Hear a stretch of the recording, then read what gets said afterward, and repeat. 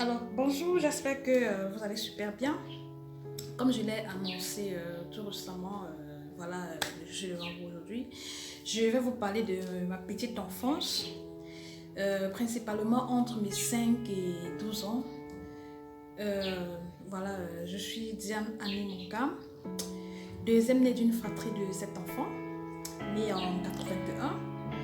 Et on passait de 0 à 12 ans dans la ville de Kekem. Kekem, déjà, c'est la première ville quand on entre à l'ouest du Cameroun. Et c'est une zone rurale, bien entendu. Donc, j'ai passé une partie de mon enfance là-bas. Et franchement, c'est la plus belle période de ma vie. Hein. C'est-à-dire que c'est le moment où j'aime le plus. Quand je repense à ça, c'est le moment où j'aime le plus dans ma vie. Parce que c'était un moment tellement spécial. C'était un moment où, aujourd'hui, les enfants ne vivent pas ce que nous on a vécu à cette époque-là. C'était tellement chaleureux, c'était fraternel, on s'aimait, on s'amusait, on faisait tout. Bref, comme la belle enfance, naturellement. Aujourd'hui, les enfants, il y a tellement de choses que les enfants ne font plus aujourd'hui que nous on a fait. Donc quand je repense à tout ça, franchement, je suis super contente et voilà quoi. Donc, si j'ai pris la peine de parler de cette période-là de ma vie, c'est simplement pour amener mes frères et sœurs camerounais à s'accepter tels qu'ils sont. Parce qu'aujourd'hui, beaucoup ne sont pas prêts à parler de leur enfance. Fût-elle difficile ou, je sais pas, ou bien. Beaucoup n'ont pas le courage aujourd'hui de parler de leur enfance. Beaucoup n'ont pas le courage aujourd'hui de dire où ils viennent. Et moi, je pense qu'on devrait être fiers. On devrait être extrêmement fiers de qui nous sommes aujourd'hui. Parce que tout ce que nous sommes aujourd'hui émane de ce que nous avons vécu dans notre enfance. Aujourd'hui, beaucoup de personnes sont des guerrières parce que, on a eu une enfance difficile et on n'est pas prête aujourd'hui à faire vivre cela à nos enfants. Alors, à tout cela, je dis chapeau, continuez dans cette lancée. Et ceux-là qui aujourd'hui ne sont pas prêts à affronter, ne sont pas prêts à s'accepter. C'est vrai, c'est difficile, mais la meilleure façon de vivre, c'est de s'accepter, c'est de savoir où on vient et de ne jamais oublier d'où on vient. Alors, ce matin, je vais vous parler de mes premières années à l'école. Tous les enfants n'ont pas eu la chance de faire l'école maternelle. À l'époque, on n'appelait pas école maternelle. À cette époque-là, on parlait du jardin d'enfants. Et on avait un seul centre à Kekem, où tous les enfants qui ont fait la maternelle à cette époque-là, je pense 85, 86 et plus ça, tous on était ensemble là. Et dans notre quartier où moi je vivais, quartier 3, moi quand j'allais à la maternelle, j'étais pratiquement, au départ j'étais la seule de ma génération qui allait à la maternelle. Ceux qui étaient mes grandes sœurs, eux ils allaient à la CIL et les autres, eux ils n'allaient pas à l'école. Donc j'étais la seule pratiquement qui allait. Et franchement aujourd'hui je dis merci à mes parents, je dis merci à mon père qui m'a permis de vivre cela parce que les autres n'ont pas eu cette chance-là. Pas parce qu'on était riches ou bien non. C'était on était tous les enfants on avait des parents qui se débrouillaient. Certes, mon père, lui, il travaillait, mais ma mère, elle était ménagère et elle avait ses petits travaux champêtres et tout. Donc, la première année à la maternelle, je ne vais pas vous mentir, toute cette nuit-là, je n'avais pas dormi parce que j'étais une enfant turbulente. J'étais une enfant extrêmement turbulente, têtue et qui adorait le jeu. Pour moi, je pouvais jouer 24 sur 24 sans me reposer. Et franchement, je débordais d'énergie en fait. Et je pense que c'est même l'une des choses qui font en sorte que mon père décide de m'inscrire à l'école maternelle parce qu'il fallait qu'on canalise un peu mon énergie. C'est-à-dire que j'avais une énergie. Je ne sais pas s'il y a un enfant qui a eu ce genre d'énergie dans sa vie. J'avais une énergie débordante. Donc quand on commence à la maternelle, les matins chez nous, il y avait ce qu'on appelait les beignets du matin. À l'époque, l'expression petit déjeuner, ça n'existait pas. Donc, on parlait des beignets du matin. Et à la maison, papa donnait de l'argent. Il y avait une maman dans un carrefour non loin de la maison qui faisait les beignets. Et tous les matins, on allait là-bas, on comptait le nombre de personnes dans la maison. Chacun avait 3 à 2 beignets. Donc tous les matins, naturellement, on se discutait même pour aller acheter des beignets. Quand on se levait, petits travaux ménagers et tout. Après, papa donne l'argent, on va aller acheter les beignets et on revient. Chacun, bref, naturellement, chacun avait droit à 2 beignets. Donc, quand on vient là, chacun sait qu'il doit prendre ses 2 beignets. Maintenant vient cette période-là où je commence avec l'école.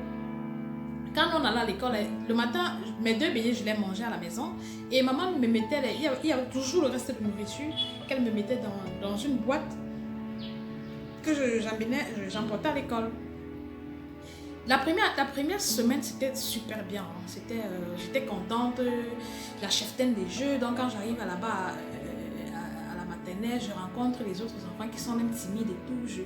C'est-à-dire que j'étais celle qui bousculait, j'étais celle qui organisait les jeux. J'étais au point où la maîtresse était obligée de rencontrer mes parents parce que cet enfant qui a autant d'énergie. Bon, eux ils causaient là-bas, je ne sais pas trop ce qu'ils causaient, mais papa régulièrement venait à l'école parce que tout le temps, c'est-à-dire que je débordais d'énergie, franchement. On avait un grand frère au quartier, il n'est plus là, et j'ai son prénom, j'ai complètement oublié son prénom parce qu'on s'appelait par, je crois que, je ne sais plus, c'était Antoine, je ne sais plus trop. Ce grand frère-là, quand j'allais à l'école, ouais, le grand frère-là m'a tabassé. Et Dieu, je ne sais pas ce qu'il me voulait. Chaque jour, quand je passais devant leur porte pour aller à l'école, il venait, il me faisait sur la tête. Coq! Je pleure, je pars. Et il me dit, si tu tentes de dire à ta mère que je te connais, je vais te cogner 2 fois. Plus que ça. Donc, chaque matin, quand je passais là-bas, j'avais droit à mon petit coup sur la tête là. Je dis bien chaque matin. Et curieusement, je ne changeais pas de route. Je passais toujours là-bas. Je ne sais pas si c'est un défi que je faisais avec lui. Mais chaque matin, quand il me tapait, je repassais là-bas. Oh, il y avait d'autres routes où je pouvais passer, mais je repassais là-bas. Je crois qu'après peut-être 1 mois de classe, bon, je ne vais pas le dire avec certitude, mais je sais qu'après un bout de temps, on avait avec le voisin, papa Guillaume, qui aussi a inscrit son fils Ngelo à la maternelle. Donc du coup, j'allais avec Ngelo. Mais sauf que Ngelo, lui, il était amorphe. Ngelo n'était pas ce genre d'enfant qui bougeait. Non, Ngelo, lui, il était le garçon le plus timide, le garçon qui ne parle pas. Le premier jour, parce que quand il a inscrit Ngelo, il vient à la maison, il dit à maman, ok, Diane va souvent partir avec Annie, parce que moi, là-bas, on m'appelle beaucoup plus Annie. Annie va souvent partir avec Ngelo à l'école et tout. Donc le matin, là, quand je sors, naturellement, je vais le chercher et puis on s'en va. Et on passe devant la maison d'Antoine. Quand on arrive là-bas, nous sommes 2. Antoine nous connaît les têtes. On s'en va. C'était de manière répétitive. Hein. Il faisait tout le temps. Bon, moi, la cheftaine des jeux, bon, c'était comme ça. Mais sauf qu'un jour, Antoine, il était plus grand. Il était plus grand que moi. Je vais dire, Antoine, c'était mon grand frère. Donc même en taille, il était plus grand. Donc un matin, quand on passe, Ngolo me dit, non, moi je ne passe pas là-bas. Je ne veux plus qu'il me tape. Je lui dis qu'on va passer. On va passer. Et j'insiste, je lui impose ça. Ngolo et moi, c'est comme ça qu'on va là-bas. Mais sauf que ce jour, je dis à Ngolo qu'on va passer là-bas, mais il me tape aujourd'hui, je vais rendre. Ngolo me dit que tu vas rendre. Je dis oui, il me tape aujourd'hui, je vais rendre. Donc quand on arrive, Antoine il sort, il savait à quelle heure on passait. Donc à cette heure-là, il était placé en route. Quand on sort, Antoine il vient. Nous, à l'époque, on disait coxer. Je ne sais pas si on les dit encore, on te coxe la tête. Donc quand on vient passer, Antoine sort, il vient, il nous coxe la tête. Sauf que le matin, là, quand il me coxe la tête, je saute et je coxe Antoine. C'est pas possible. Pendant que je saute pour coxer Antoine, Ngolo, lui, il fuit, il rentre à la maison.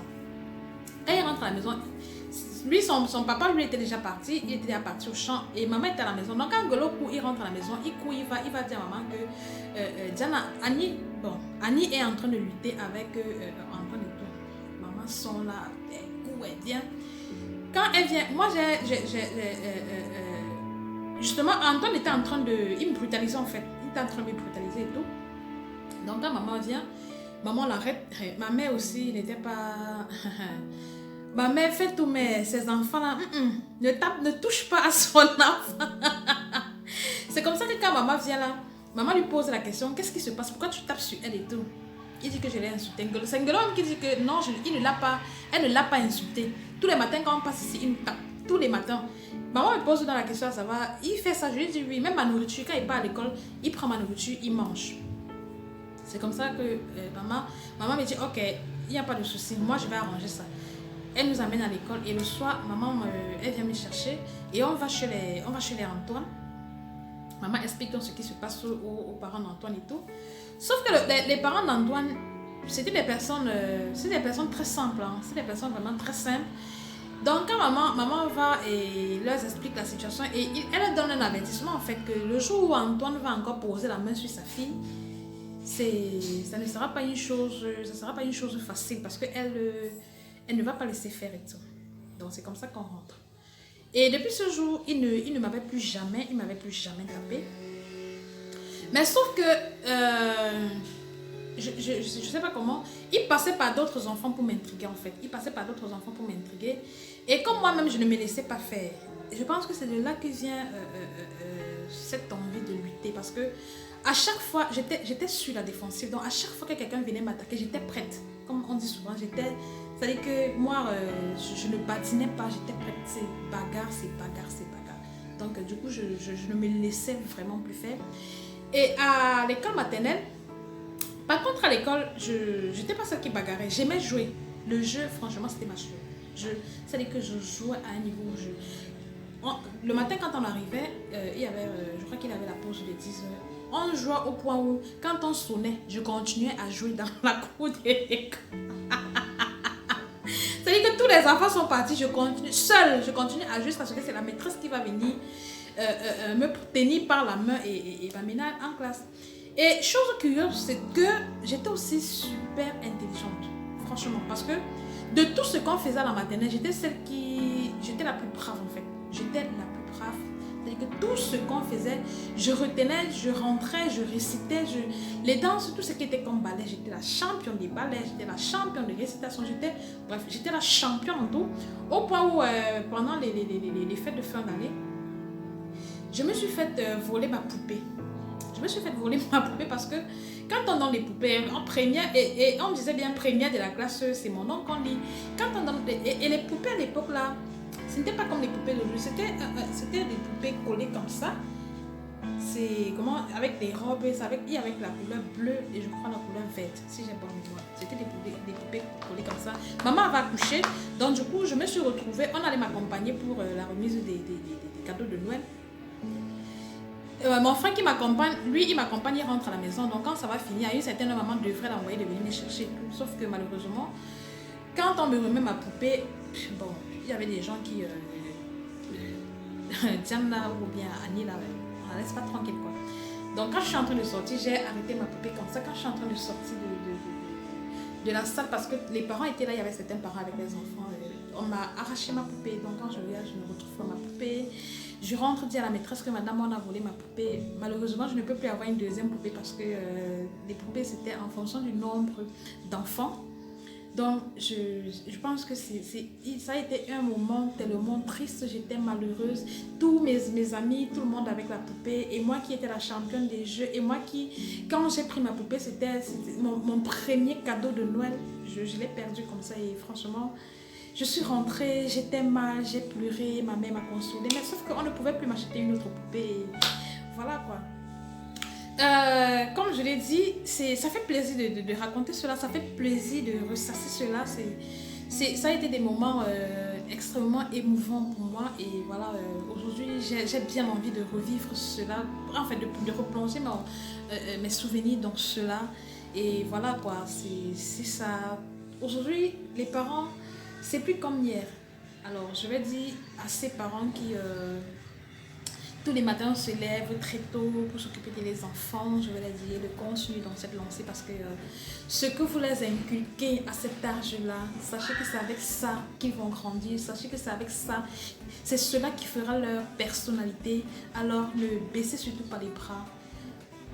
Continuez. Alors, j'espère que...